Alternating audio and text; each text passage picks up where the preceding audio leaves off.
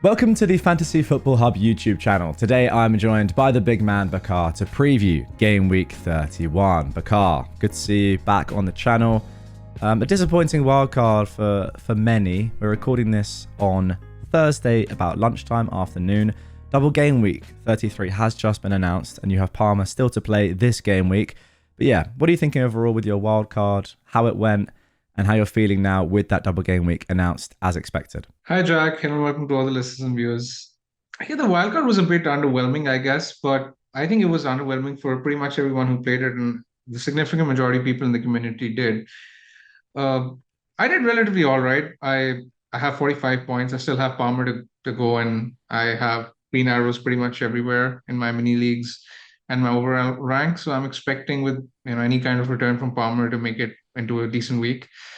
Uh, but I think the main gains from the wildcarding were not just from this game alone. They were for the game weeks ahead as well. Like you mentioned, some of the double game weeks have been announced, and thanks to some of our fixture experts like Brent Bellin, who've nailed exactly how they would fall. They've fallen exactly where we expected them to. So not much has changed in terms of planning. I'm still expecting some of the players I've loaded up on, for example, from Newcastle, from Man City, from Palace, to deliver in the upcoming weeks, especially in double game week 33. And yeah, I'm just hoping that I can sort of roll a few transfers from now on in to then attack the doubles later.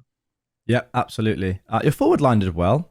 That was nice. I mean, a lot of people had the same forward line with Isaac Marmoush like you, but then they had Mateta. Well, I had that anyway. You went Evanilson, which is a nice little change up. Got the benefit there. Mateta still clearly not back to full match fitness, although he did come close a couple of times, but that's a nice little differential. Gabriel's the one, though, that's injured. We're going to talk about potential Gabriel replacements. What are your initial thoughts on him before we look at your team as a whole? I'm really happy with the Evanilson points. Firstly, I was very close to deciding between him and João Pedro, and inevitably I sort of got the feeling that whichever one I ended up picking would be the wrong one. But I'm sort of glad that I got Evanilson and he got me some crucial points because I think I would have probably ended up on a red arrow had I picked Mateta or João Pedro. So that went well. Coming to Gabriel, I think what we do with him, again, it comes down to one specific team. I think it's fairly team dependent. For example, for people with Raya and Gabriel who don't own Saliba, I think Gabriel to Saliba is a very straightforward move. But I don't have that structure because I already have Saliba in my team and I don't own Yeah. Raya. I have Henderson in place of Raya, right? So for me, it's a bit trickier. I think it is very likely that I will roll my transfer because I'm currently not sure who the best Gabriel replacement is looking at my team structure. So it could be Timber, but Timber went off as well, and I'm not entirely sure on his health at the moment. It could be Kivior, but I would like to have some additional assurance about his minutes. I'm not entirely sure about that one. And there's also this thought in my mind that I can potentially roll a transfer this week and maybe get a third City player next week. I could get someone like Ruben Diaz because I have Mm. that slot open. Looking at where we might end up in Game Week 33, I could end up getting someone like a Ruben Diaz or maybe someone like a Savinho. We saw him perform well last night. So I think looking at my team, it's probably just best to wait and roll to get as much information as possible before deciding which third city to commit to or deciding which defender to commit to. Because looking at my structure, I feel as if uh, making a decision this week might be a bit uh, premature, I would say, because my defense this week, I already have Livermento's playing Leicester, I have Saliba's playing Everton. And the third defender, I mean, I could play Guardiol or Konsa with okay fixtures. So I think the only one I would realistically consider is Timber if he was to announce to be fit um, before the deadline. But apart from that, there's no one I can realistically consider this week. Interestingly, I've just got the defenders on the right here sorted by predicted points over the next 4 game weeks. And actually, the first of these defenders that you could put in your team is Timber because you can't put Saliba in. You've got him. Munoz, you've got 3 Palace, you've got 3 Newcastle, you've got Gvardiol, so that eliminates Shah and Burn as well. Then Timber is the next best. So you can't have any of the top 6. So Timber's will be your best bet at 7th, but he has that flag as well, which is affecting his minutes in the next game. So he is clearly a good pick if fit. Exactly. There is no obvious choice, and Yeah. I just have to sort of go from the simply by the process of elimination. So yeah, someone like a Timber or Ruben Diaz is probably my best bet, looking at how my structure is. Okay, let's talk about the fixtures because these are now confirmed. In where it says Game Week 33, likely double game week, that is now confirmed exactly. Those orange fixtures are nailed now. What does that mean for... Well, I mean, we expected it to be there anyway, and as you said, and you can see at the bottom of this graphic, Ben Crellin in partnership with Fantasy Football Hub has nailed it once again. To be fair, he doesn't always get it right. I mean, I know he's partnered with Fantasy Football Hub, but he's very often very, very close or exactly right. This time he got it exactly right. So fair play to him and other fixture gurus out there. For people wildcarding this week, does this information change anything?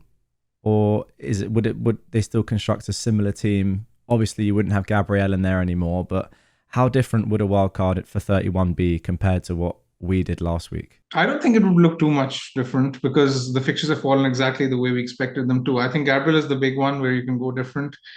Uh, Maybe you can now pick some other forward instead of Mateta with some doubts over his minutes. Stuff like that. But then again, I think the fringe players will be the ones that will be different, but the core of the team will pretty much be similar to what a Game Week 30 wildcard would look like, I would think. Okay, let's go back to your team. First of all, I want to talk about captaincy this week and where your head is at with that. My head, I think I would have looked at Isak, but I'm not exactly sure about his injury as well because he did feel some tightness in his hamstring, according to Eddie Howe, and I don't know how fit he is. The good thing is that fixture is on Monday, but without having a concrete update, it's sort of difficult to go there. And yeah, the thing is that I don't know how much I can trust Eddie Howe either because the press conference is going to be tomorrow, and I'm pretty sure that we won't get a concrete update. So simply by the process of elimination, I think I might go with Salah over Isak. I think Palmer is a decent choice as well, but I think Salah's probably the next best choice. Don't you think though that Isak's not going to come off the bench? He's either going to Yeah, start. but he could be subbed he could be subbed around the true. 65, 67 minute mark, and that's not something after scoring a hat trick. Yeah. Yeah, that could happen against Leicester, knowing how bad they are. You are right. Yeah. Do you think if Isak is fit, if he was fully fit, do you think he would be the pick? I think so. Yes. Just because Leicester are that bad. Yeah. Exactly. I mean, Marmoush put up close to 1.5, 1.6 XGI yesterday. He could have had more points. I mean, I would have definitely gone with Isak had this news not come out.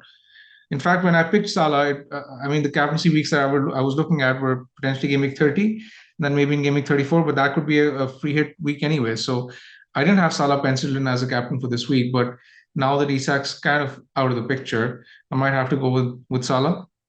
Yeah. Okay. Makes sense. In terms of benching headaches, what are you thinking? Because this is the thing when you build a strong wild card with obviously the aim to bench boost. And we'll talk about a little bit about chip strategy and if it's the same for you in a little bit. But yeah, where are you thinking in terms of your bench? As it stands, I've clicked optimize team on Fantasy Football Hub down the bottom here. And it's very close. I mean, Murphy and Eze have the same predicted points. Marmoush slightly ahead. Interestingly, Sarr is quite a bit ahead of Eze. He's 0.8 ahead. We're interested to hear your thoughts on why that might be. And then Livramento is slightly ahead of Konza, leaving Gabriel last on the bench. What are you thinking? Yeah, I think if Gabriel is out, I can play Guardiola, I guess, instead of him. I'd probably go with Martinez over Henderson because the fixture's slightly better and the clean sheet odds are slightly better for Villa. But then again, I don't think the fixture is that good for Aston Villa that I double up on the defense. So I'll simply go with Guardiola because I think it's pretty much a toss-up between Guardiola and Konza anyway. And I might as well go with the guy with the slightly more historical goal threat. So Martinez and Guardiola, I think I'd pick along with Livramento and Saliba in defense. I think the attacking dilemma is actually a much trickier one to address because Evanilson with Clive Dowd is going to be on penalties and his minutes actually look really good. They actually look slightly better than expected at this point. I don't think I can bring myself to bench Evanilson. No, you got to play him for sure. Exactly. So realistically, it's got to be between Sarr and Murphy. I mean, I don't think I'd bench Eze, especially Eze could be on pens if Mateta isn't starting. Yeah. Salah's going to play, obviously. Palmer's going to play. Isak and Marmoush will play by default. So, yeah, it has to be between Murphy and Sarr. And currently, I think I'm going to play Sarr over Murphy. simply Ooh, because Star is likely to play more minutes. that's an interesting one. I have Murphy in ahead of Saar at the moment, but It is close. that's also because I have Mateta as well, and I'm like, that's a lot of coverage anyway. And they were Yeah. poor last game, so do I really want to go triple Palace again? I mean, we know. I mean, in my opinion now, Leicester are the worst team in the league. I think they actually have been for quite a while. I know Southampton have fewer points, which is sort of clouding people's judgment, and I know they got a point the other day, which is obviously a little bit of hindsight bias there, or recency bias there. But I don't know. Like Leicester are bad. They've not scored in months, and they just look awful at the back. What are the stats saying? What's the underlying data on the bottom three at the moment? I know they're quite a way down anyway, but comparing Leicester and Southampton's defense. Yeah, I mean, both of them are so bad that I haven't actually done a comparison side by side because we haven't Okay. been considering any of their players this season anyway. But I mean, I just look at their overall numbers and they're just like equally bad. Ipswich have been in the bottom three as well for XG conceded. So there's that too. Obviously, I don't want to bench Murphy. I sort of knew this that when I was buying him that I'm probably going to have to bench a lot of points, but that's the whole point behind sort of building a team for the bench boost anyway. So it's fine even if I leave out points on the bench. In a way, if he's doing well, he's actually ensuring that he gets a higher chance of starting both games in double game week 32, which sort of works well in his favor. So I don't necessarily mind some of the bench points. But yeah, it's a close one between Sar and Murphy. I think I might lean towards Sar. Yeah, fair enough. You're actually tempting me a little bit there. I think Sar's got a higher ceiling. Also, I know Leicester are bad, but Brighton have I mean, they were poor the other day, and their defense hasn't looked that good really for a few months. Let me ask you this final question. If there was one player, or is there one player in the game? Well, there is obviously, but like pick a player in the game that you don't have that if you could wildcard again would be in your team. I think I would have picked Pope and Rogers over, let's say Murphy and Martinez. Okay. I think I would have done that, but I was priced out of it, so I couldn't do that. Ideally, I would have preferred Rogers over Murphy and let's say Pope over Martinez, but due to budget constraints, I was priced out of it. I want to talk a bit more about my chip strategy for Oh, that yes, exact reason, of course. right? So looking at my team, you must have noticed that I have picked Martinez and Konsa in my team. Now the thing is that I wanted to have a strategy which enables me to be flexible between picking triple captaincy and bench boosts in game week 32 and 33 respectively. So there, at the time of the wild card, there were a lot of factors that are up in the air. For example, we didn't exactly know how fit Saka was, whether or not he's going to be a realistic captaincy, a triple captaincy shout in game week 33. We didn't know how much Aston Villa could rotate in game week 32, which is a midweek game against Southampton, sandwiched between two games against Paris Saint-Germain. So there were a lot of moving parts. I didn't exactly know which week I would bench boost in. So that's why I actually went with double Aston Villa because that then allows me, for example, Villa are having a double in 33, and in 32 they're playing Southampton away. So that way I have a decent bench not only for 32 but also for game week 33. That's why I haven't really committed to, let's say, Neco Williams or Dunk from Nottingham Forest or Brighton because that would have worked well for game week 32 bench boost strategy, but I didn't exactly want to commit to it. And this sort of picking the Villa players allows me to pick whichever one I want. And then also potentially gives me more doublers in 36. And a very similar reason, it was a very similar reason that I picked Evanilson over João Pedro as well, because Brighton won't have any doubles and Bournemouth could have a double in 36 if City were to progress to the final. So I am just that kind of manager. Whenever it comes to 50-50 decisions, I always tend to go for the option which allows me more flexibility and more freedom to sort of then decide my moves later and closer to the time with the maximum information available. No, that's very sensible. I think if I had triple captain, I would have done the same, but I didn't have triple captain, so I'm semi locked into 32. I just didn't like the idea of carrying Newcastle players into 33 and then having to bench boost either with them or then using a lot of transfers on them. I don't mind, like if say I don't want to get rid of Murphy in 33, I can just bench him and that's fine after having had him in 32. Then I can use a transfer on him later down the line when we see what's going to happen with 36. So I've pigeonholed myself a little bit into 32, but I mean I could still do 33 with transfers. I don't think anyone's 100% locked in, but having that triple captain, do you not think it's still The bet, like, it's got to be used in 32 on Isaac if he's fit. It depends on what your bench looks like. I mean, for a lot of teams are now set up to bench boost in 32, and I don't mind triple captaining someone like Saka in 33. That could generate Okay. equal points or more points across those 2 weeks. So I don't think there's a right option. I think it depends on the combination of the chips that you're playing, and whichever you think is going to yield more points can be the strategy you opt for. Because I currently with my team, I don't know which way I will go. I think I will take a call closer to game week 32, and then I will decide which option works better for my team. Um, and yeah, that's why one of the reasons why I didn't pick a third city either, because I don't exactly know which player would be optimal. For example, we saw Foden unexpectedly missed out last night. Savinho could be an option. I could maybe even sell Murphy for someone like Savinho in 33. Similarly, I had Palmer because it allows me to then get Saka in 33. That's one of my plans. Maybe in 33, I can go Isak to Watkins as well. So there are a lot of moving parts. One of the reasons why I don't have Mateta in my team is because I wanted to have Saka and Salah, and that meant that there was no position for triple Arsenal defense, neither from Mateta, because I would have been priced out. That's why I went with a cheaper forward like Evanilson. So this sort of structure picked itself by default. Just looking at some of the pros and cons that it came with it.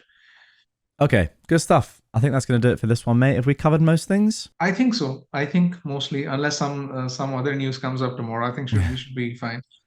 Not too much to talk about this week, and it's always sort of the way when you wildcard, because you're never going to plan to use a transfer after a wildcard, especially now with the new rules. So yeah, bit of a transitional week, and I guess we will see what happens in the next game week. Thank you guys for watching as always. If you want to sign up to Fantasy Football Hub, link down below. Subscribe to the channel, and we will catch you on the next one. Good luck this game week.